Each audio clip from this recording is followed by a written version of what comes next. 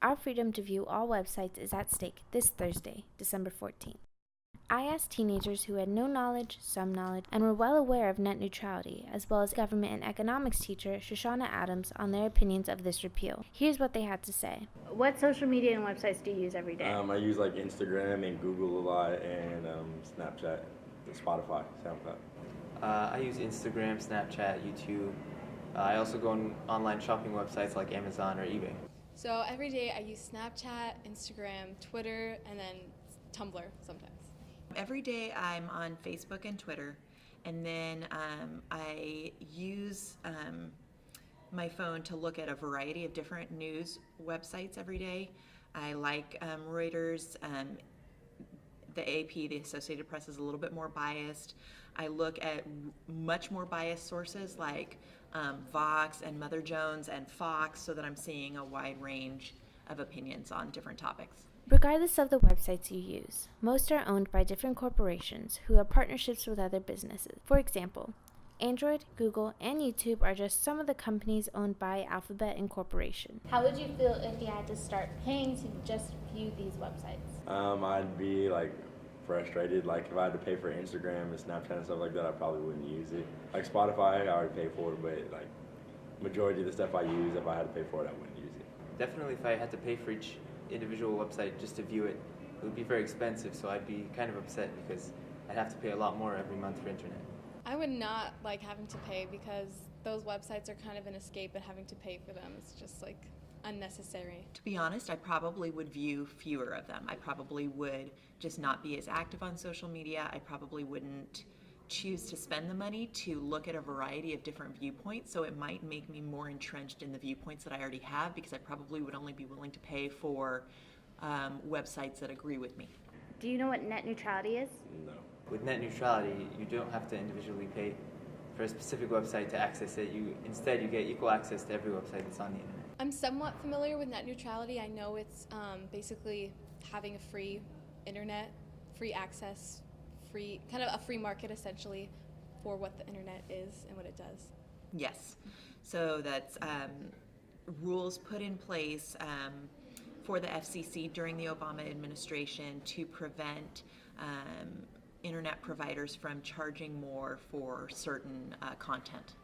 It is the principle that internet service providers should enable access to all content and applications regardless of the source, and without favoring or blocking particular products or websites. Currently, net neutrality is at risk of being repealed. This repeal will remove many of the FCC's current net neutrality rules.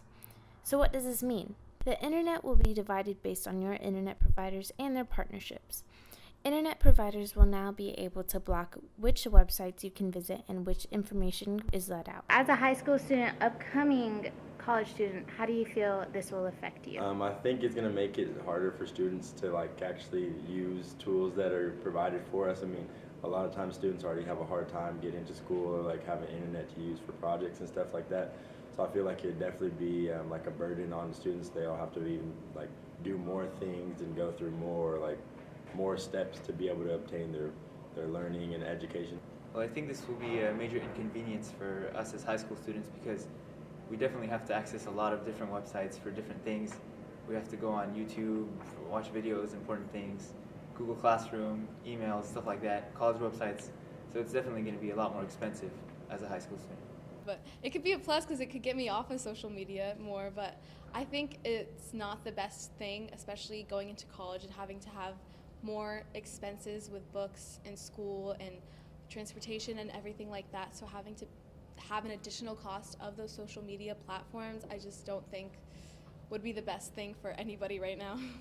So some of it would not affect me. I think one of the biggest things that people are worried about is that they will have less access to pornography, which doesn't affect me, first of all, and second of all, I think that's probably good for society for less porn to be out there, especially for younger people for whom it can be psychologically problematic. But for me in general, I am concerned about the reduced access to a variety of different news sources and viewpoints. There are times that I assume that something is the case when I'm looking up a news article, but then when I read a variety of sources, I realize that maybe we're not hearing the whole story, and it changes my mind. So I would have less of an opportunity for my mind to be changed. So this is actually the biggest concern about net neutrality potentially going away, is that I think this will create a class system of access to information, where poorer people will not have equal access to information, and wealthier people will have more diverse access to information. It also creates the opportunity for businesses to decide which types of information will be lower cost and which types of information will be more accessible to people. And that really concerns me in the idea of companies being able to make the decision about what poorer people are seeing. I think it'll be really bad for small businesses and minorities, especially because it will kind of prevent them from being able to rise and get more momentum in their business.